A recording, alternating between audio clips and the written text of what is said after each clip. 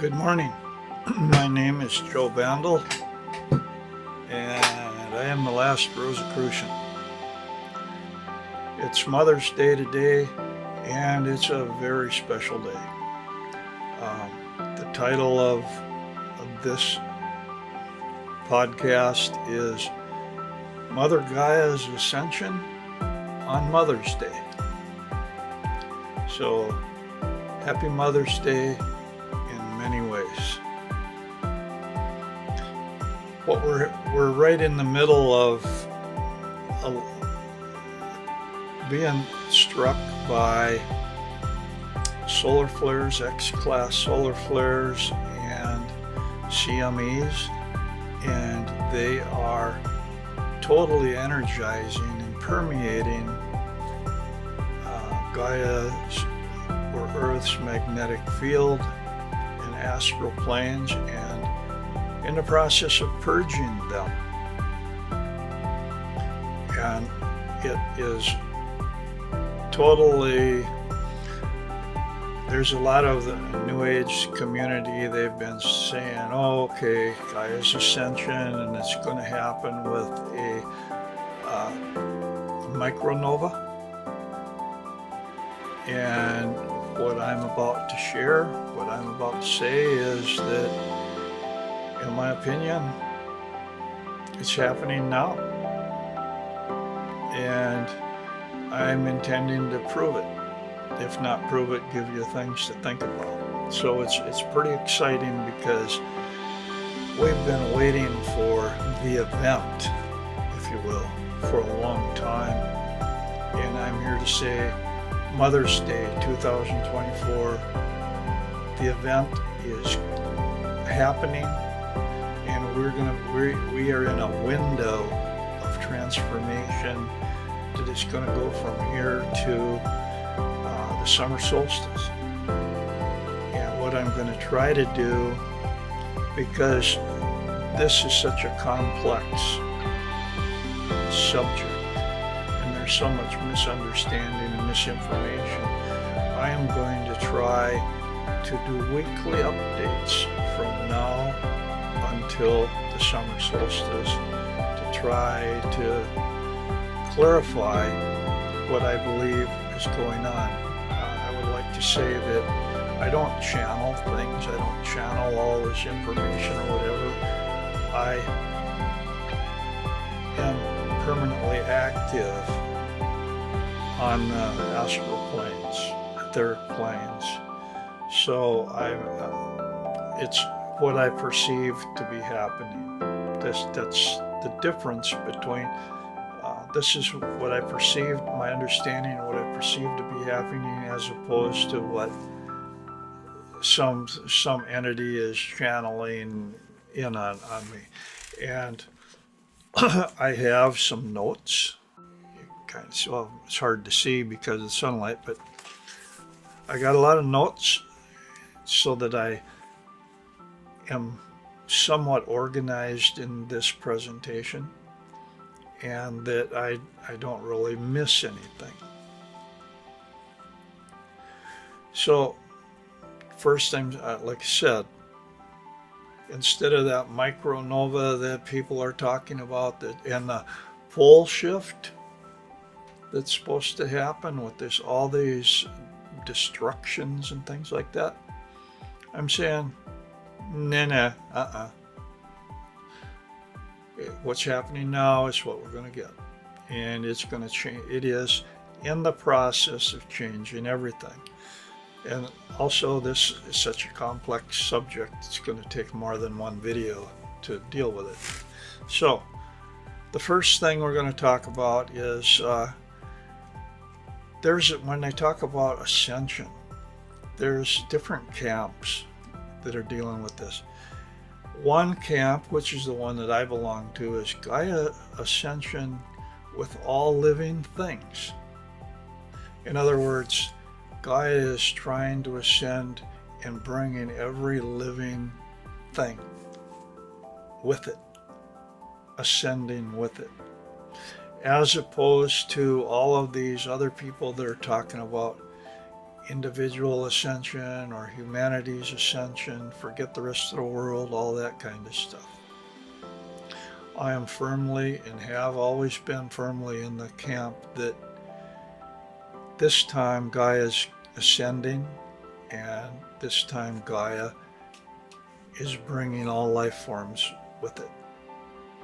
And that has never happened before. And because it's never happened before, nobody really knows how it's going to work. Everybody's assuming that it's going to work the way it always has during the failed attempts, when individual groupings of people and individuals have ascended at various points in these cycles. But Gaia herself never has. So there's always been a remnant that's fell back and stayed behind. And this is there's no remnant that's falling back and staying behind. This is the real thing. Okay, so we look at you can take humanity and we can break it down into 3 ascending soul types. There's the homegrown ones who organically started out with life on Earth and progressed with their souls. They evolved through the single cell life forms, through the plant life forms, through the reptilian dinosaur ages, through other species, and gradually ended up becoming humans. So we call those the homegrown. And the original organic Gnostics, if you will, who are the soul group that I represent. And nobody's really identified them other than myself, as far as I know, even though people may subconsciously fall into that category, or they're really believing that all life on Earth is ascending with Gaia. That's the camp that we're going with here, okay? And there's 2 other camps. One is, and they're both alien. They're not originally from Gaia. They have come in and they have manipulated the human race at a point. They came in at a point where humanity was becoming conscious, and they said, we're going to come in and we're going to do a little genetic manipulation. So their DNA, they do not have, their souls have come in and they are inhabiting physical human bodies, but they don't have that pure genetic link that the homegrown souls have, okay? And the first ones were the alien reptilians, from Orion, I suppose you would say, is the way it would amount to. And their focus, or their spirituality, or their where they draw power from, the womb of creation, the earth energies.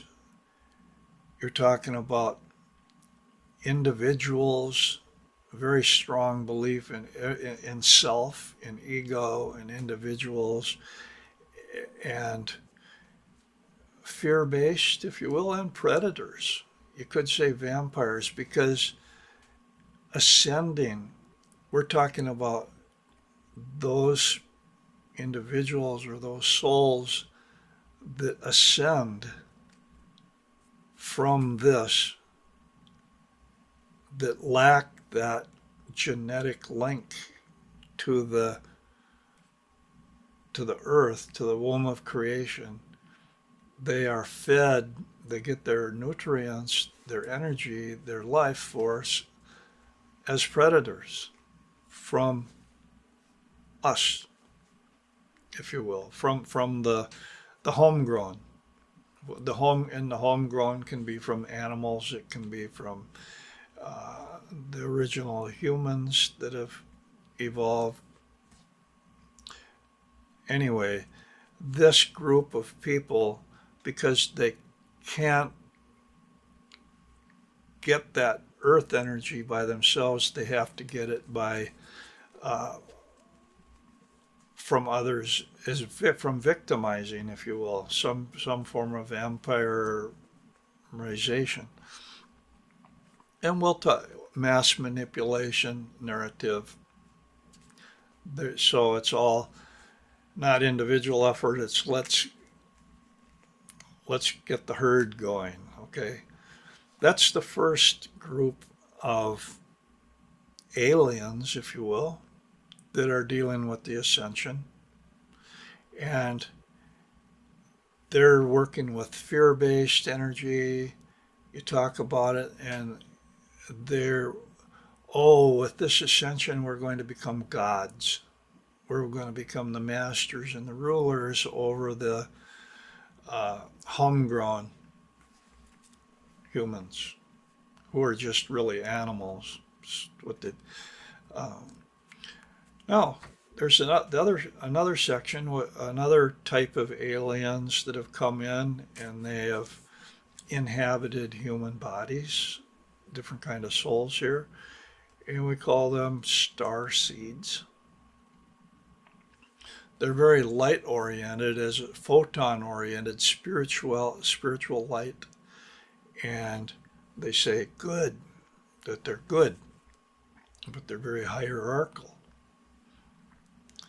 and photon thing, and typically the spirituality that these souls possess is kind of a denial of the physical. Forget about the human body, it's corrupt.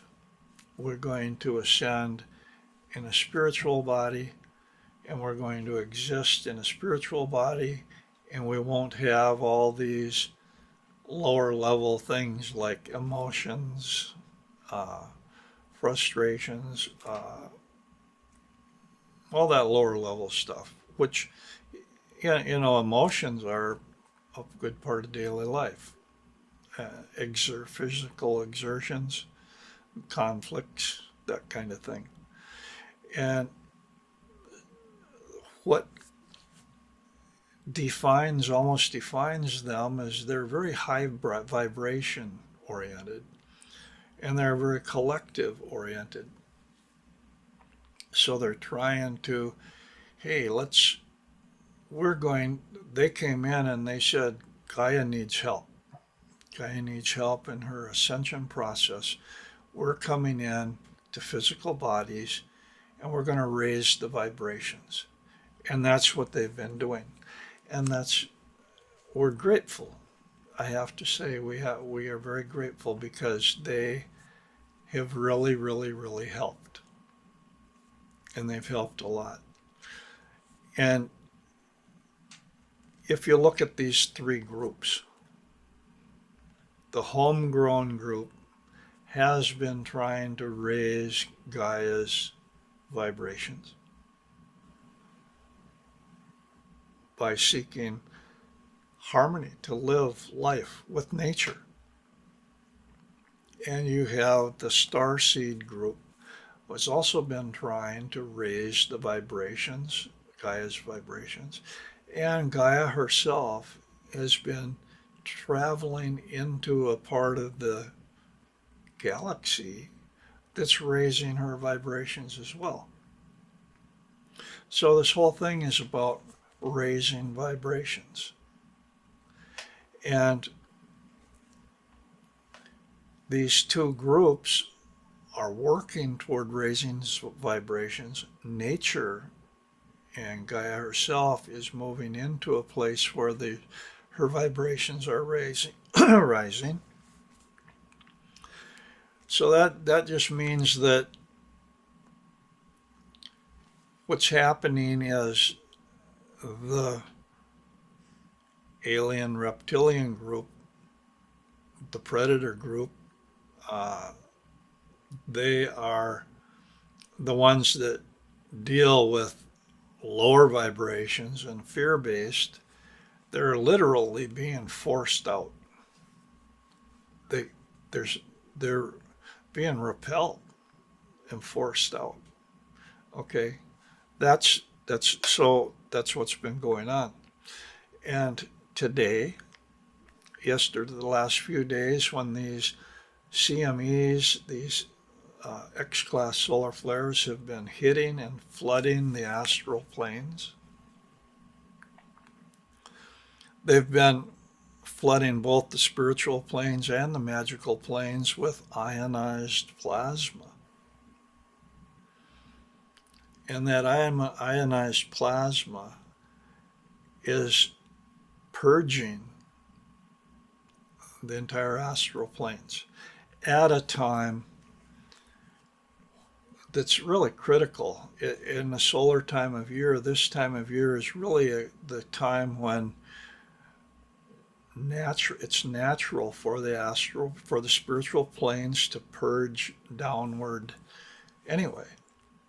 And it's just being totally enhanced at this time. So it's kind of like, hey, they're taking a rotor rooter. The cosmic, if you will, is taking a rotor rooter and it's just kind of going through here and it is shoving everything out. And it is causing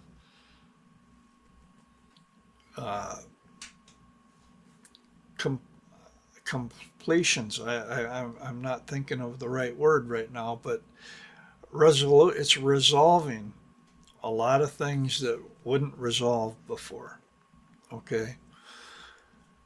Okay, let's look at I'll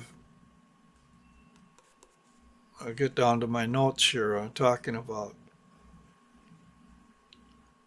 okay, the astral is, especially because of this ionized plasma that's coming into the astral planes, flooding the astral planes, the spiritual planes and the magical planes, it's forcibly ejecting low vibration entities and environments.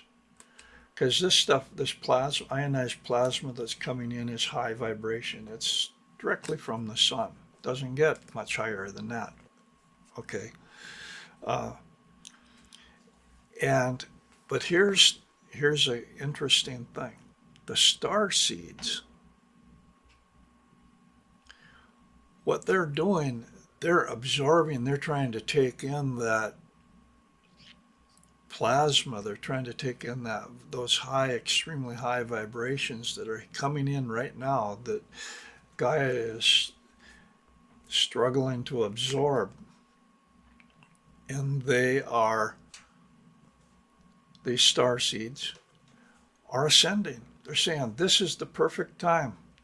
We've reached the vibrational rate where we can ascend to what they call fourth or fifth density or higher. And they can spiritually leave their physical bodies behind. They can drop their physical bodies. They're heading up.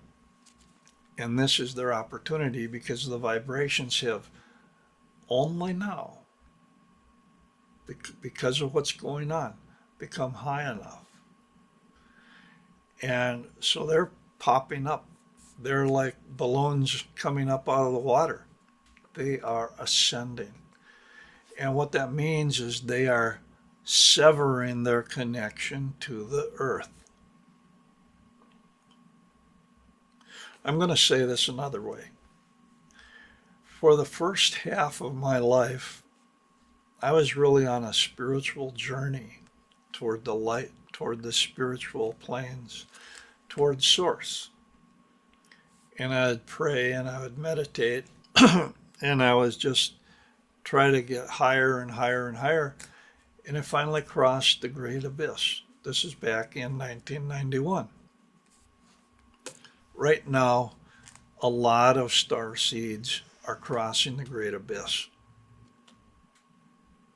Now, if you look at uh, occult literature, metaphysical literature, crossing the great abyss means the death of the false ego and a rebirth into a new type of existence, a new type of consciousness. And it's been well known, but when it happened to me, and this is also well known too, because a soul or a spirit that crosses the great abyss becomes known, a terminology or a rank, if you will, is Magister Templi, Master of the Temple.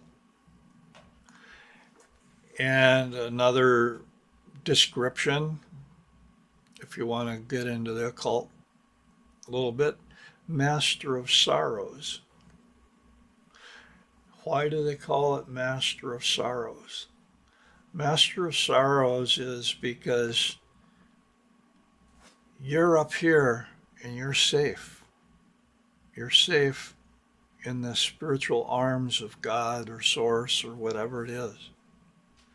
But everything bad in your environment, every vulnerability, every opportunity, the black, the dark, is attracted to the light.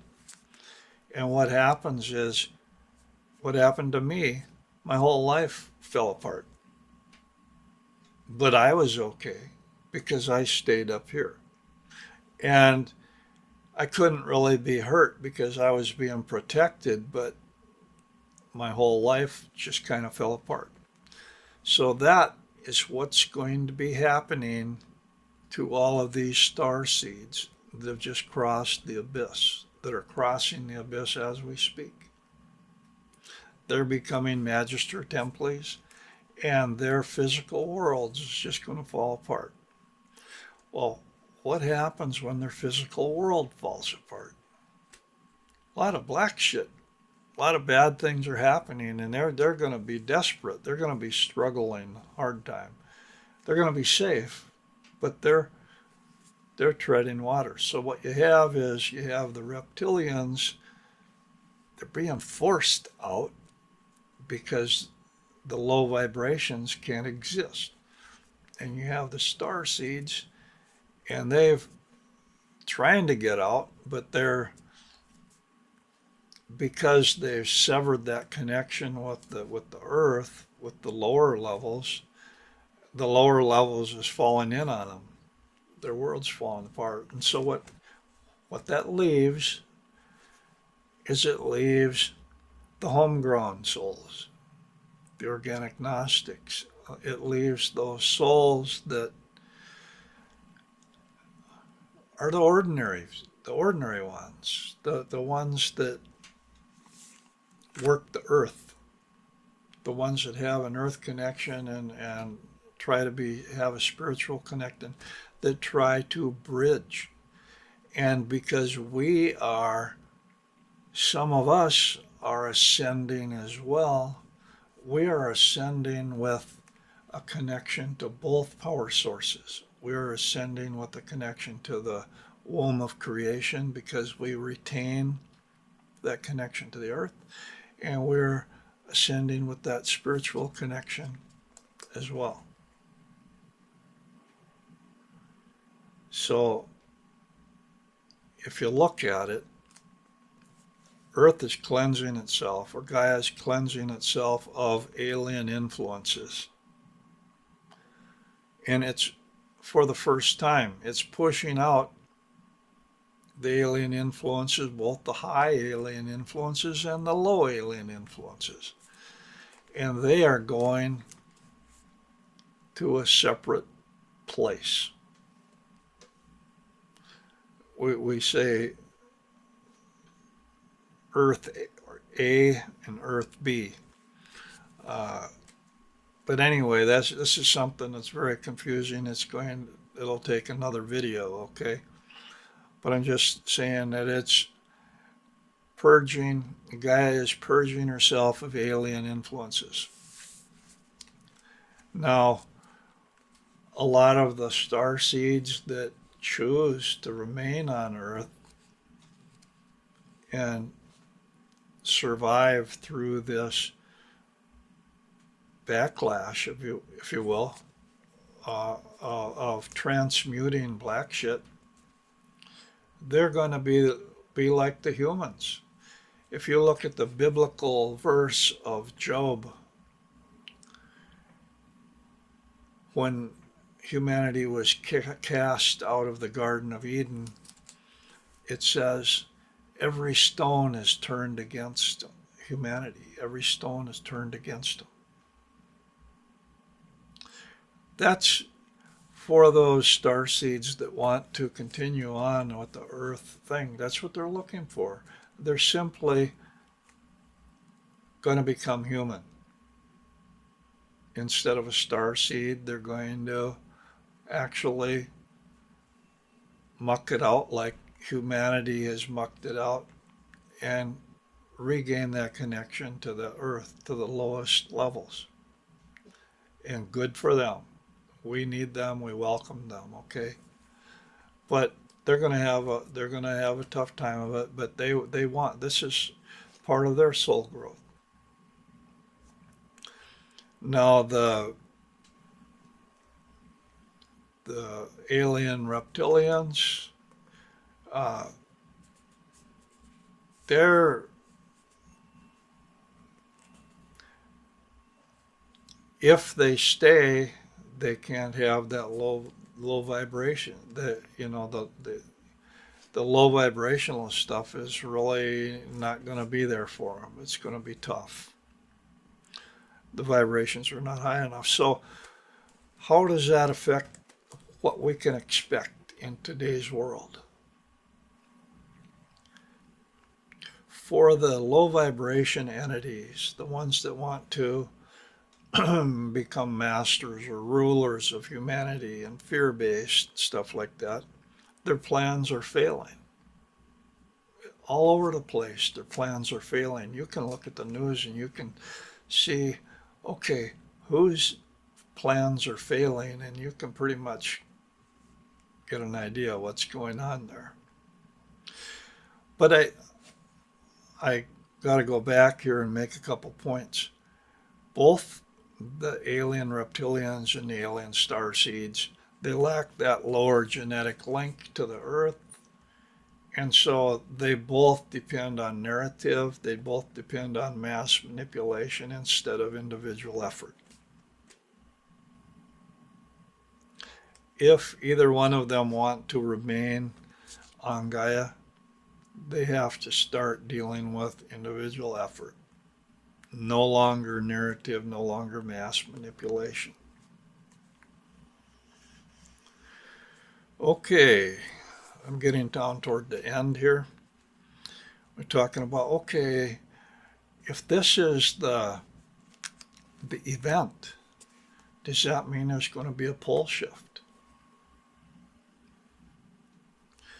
Well, I think back, I remember reading a few books by Edgar Cayce. He was one of the first prophets, if you will, or channelers, and he was talking about a pole shift. But he also mentioned that a pole shift didn't need to happen if humanity could deal with it. It's kind of like if humanity failed, then there'd be the pole shift. But if humanity rose to the challenge and succeeded, there didn't need to be a pole shift. But if you sample all this ascension related media that's on the internet and everything like that, you're going to see the common thing, micronova, pole shift. That's kind of what I've been talking about myself. But that was before this has happened. That was before today. That was before the energy that's coming in now. And perceiving what I'm able to perceive with an understanding that I've gained. And what I'm proposing here is I'm saying Gaia's ascension with all living things, something like that has never happened before. And all these entities, all these souls that have experienced harvests, they've experienced ascensions, they've experienced the endings of great cycles before. They're expecting it to happen just like it has happened before. The thing is that that's not necessarily true. What's happening now, Gaia ascending with all living things, has never happened before. And that means that how it happens might be totally different from what everyone is expecting. That's basically what I'm suggesting. No one knows how it will work. They go by these past experience. Even Ben Davidson, who I really am a fan of, or whatever he's talking about, the 6,000 year cycle, the 12,000 year cycle, 24,000 year cycle. You can go on and on with these cycles, and these cycles are legit. But these cycles have all happened with Earth failing the big cycle, failing the great cycle, and staying behind. Now Earth's reached that vibrational point where she's lifting herself and everything else up, and nobody knows what's going to happen there. So past failures of Gaia to ascend meant a destructive pole shift was necessary. Gaia ascension with all living things means you don't need that pole shift. And I'm going to share something back in 1991 when I did cross the Great Abyss and I had this spiritual connecting with Source. I was given a vision of a timeline, a vision, whatever, of Gaia's ascension in my own spot, my own place there. And Gaia turned. She rotated about that much and then stopped. That was not to the equator, or that was not 180 degrees. It turned just like that. And since that vision, and that vision has remained basically unchanged for 30 years now. But it's been coming down lower and lower and lower and lower. And because the North Pole has been shifting and shifting or whatever, since the time it's shifted about that much. And so my vision is telling me it's where it needs to be. And what's happening is these homegrown souls like myself that have built a bridge between the womb of creation and Source.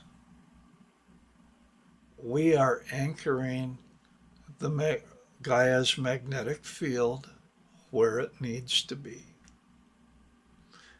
And it's not going to go, it's stabilizing. So this is the critical point between now and the summer solstice. Things are going to kind of work out and they're going to stabilize where they're at. That's That's what I sense. That's what I believe. And that's what I'm sharing at this point. And I will continue with some of these uh, updates on a weekly basis till we get to the summer solstice. So, uh, comment, share this, share this with other people so we get the word out, especially if it resonates rightly with you. Because let me tell you, you're not going to be hearing this anyplace else for a while. But in about 3 weeks, 4 weeks, everybody's going to be catching on. It's okay.